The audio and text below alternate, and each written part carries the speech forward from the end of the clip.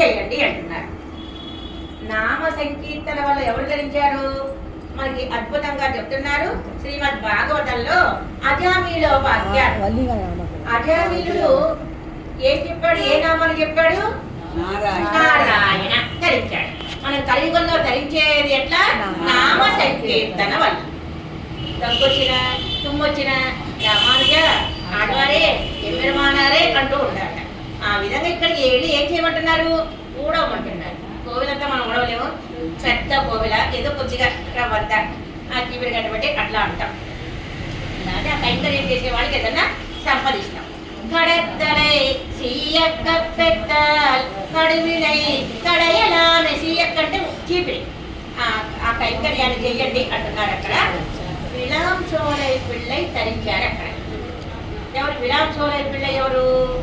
పిళ్ళై లోకాచార్య యొక్క శిష్యులు. మనకి రామాయణ వారి దగ్గర ఎవరుంటారు? కోడెత్తాడు వారు మొదలైన. పెరుమాళ దగ్గర ఎవరుంటారు? జయ విజయులు ఉంటారు. పిళ్ళై లోకాచార్య వారి దగ్గర ఎవరుంటారు? ఇద్దరు ఉంటారు. పూర కులోత్తమ దాసర్ విలాంసోలై పిళ్ళై. పిళ్ళ లోకాచార్య. శ్రీరంగంలో జగదాచార్య సన్నిధి. జగదాచార్య ఎవరు? భగవద్రామ. గీతాచార్య సన్నిధి. లోకాచార్య పిళ్ళ లోకాచార్య ముగ్గురు వచ్చేటోడు. ఆ లోకాచార్య సన్నిధానం దగ్గర అక్కడ ఇద్దరు ఉంటారు. విలాంసోలై పిళ్ళై పూర కులోత్తమ దాసర్. విలాంసోలై పిళ్ళై అక్కడ వెయిట్ చేసి ఉండేవారట. లోపలికి వెళ్ళేవారు కాదట. కానీ వారు పరంపదించగానే అట్లా లోపలికి వెళ్తున్నట్టుగా కనిపించిందట అందరికీ. అయ్యో మేము ఎన్నాళ్ళు విలాంసోలై పిళ్ళై వారి యొక్క వైభవాన్ని తెలుసుకోలేకపోతే ఇతర కులంలో అవతరించడం వల్ల అప్పట్లో కొన్ని నియమాలు ఉంటాయి. ఆ విలాంసోలై పిళ్ళై అట్లా ధరించారన్నమాట. వారి ఆత్మ అట్లా పెరుమాళ దగ్గర అనంత పద్మనాభ స్వామి దగ్గరికి వెళ్ళడం సేవించుకున్నారట. అంత పరమ భక్తాగ్రేసర్లు విలాంసోలై పిళ్ళై. వాళ్ళు కటాక్షించిన ప్రబంధమే సప్తగాథ. 7 పాసురాలు నిత్యాల సంధానంలో ఉన్నాయి.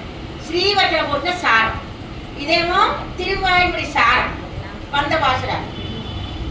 పథికం యొక్క సారాన్ని ఒక పాసురంలో కటాక్షిస్తే శ్రీవచన పూర్ణ సారాన్ని 7 పాసురాల్లో కటాక్షించారు విలాంసోలై పిళ్ళై. ఆ విధంగా మీరు వెళ్ళి ఆ స్వామిని సేవించండి అంటున్నారు. కైంకర్యం చెయ్యండి అంటున్నారు శ్రీమన్నమ్మాళ్వారు. అట్లా కైంకర్యం చేయనన్న నమ్మాళ్వారే మనకి రక్ష అంటున్నారు. 92వ పాసురం. సేవించడమా 93వ పాసురం.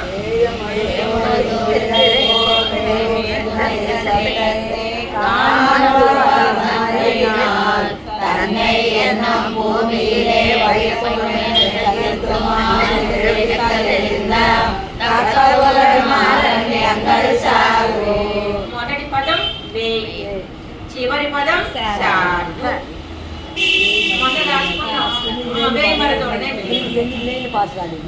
ఇది కాలై పూజలు అంటారు. సాయంత్రం సందుఃఖం. మొదటి పూజ సాయం సమయంలో పడే దుఃఖం. సారం సాయం సమయంలో పడే బాధ. ఆళ్వార్ నాయకి సాయం సమయంలో పడే బాధ. సారం ఏంటి?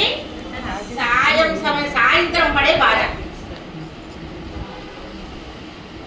గోపికలు బాధపడుతున్నారు. గోపిక అవస్థ తెచ్చుకున్నారు. మొన్న ఏమనుకున్నాం? మాలై పూజలు పొద్దున్న పడే బాధ. ఇప్పుడు ఏంటంటే సాయం సమయంలో పడే బాధ. మాలై పూజలు, కాలై పూజ. ఏమిటా బాధ? ఒక గోపిక అవస్థ తెచ్చుకున్నాడు ఆళ్వారి నాయక. స్వామి రాకపోతే రాలేదని బాధ. స్వామి వస్తే బాధ. స్వామి రాకపోతే రాలేదు. వస్తే ఎందుకు బాధ? వెళ్ళిపోతాడన్న బాధ. వచ్చినా బాధే, ఎప్పుడు బాధే. వచ్చినా బాధే, వెళ్ళిపోయినా బాధే. వస్తే ఎందుకు బాధ? వెళ్ళిపోతాడన్న బాధ. పశువులు మేపడానికి వెళ్ళిపోతావు కదా, నువ్వు వెళ్ళద్దు. పరమాత్మ ఎందుకు వచ్చాట? ఆవులు మేపడం కోసం వచ్చాట స్వామి. వైకుంఠం నుంచి ఇక్కడికి ఎందుకు వచ్చాడు? ఆవుల్ని మేపడం కోసం వచ్చాడు. గోవులన్నా దూడలన్నా స్వామికి చాలా ఇష్టం. ఇప్పుడు ఆళ్వారి నాయకి ఇప్పుడు గోపిక అవస్థ తెచ్చుకున్నారు. మన అమ్మ గోపిక అవస్థ తెచ్చుకున్నట్టుగా ఆళ్వారి నాయకి గోపిక అవస్థ తెచ్చుకున్నారు. స్వామిని వెళ్ళద్దు కన్నని, నేను వెళ్ళిపోవాలి కదా, నేను వచ్చిందే గోవుని మేపడం కోసం కదా అంటున్నాడు స్వామి.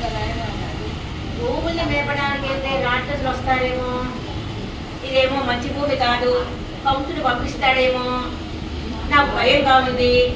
నువ్వు ఆవులు మేపద్దని నా మీద కొట్టే నేను ఆవులు మేపడానికి వెళ్ళను. నేను వచ్చింది గోవులు మేపడం కోసమైతే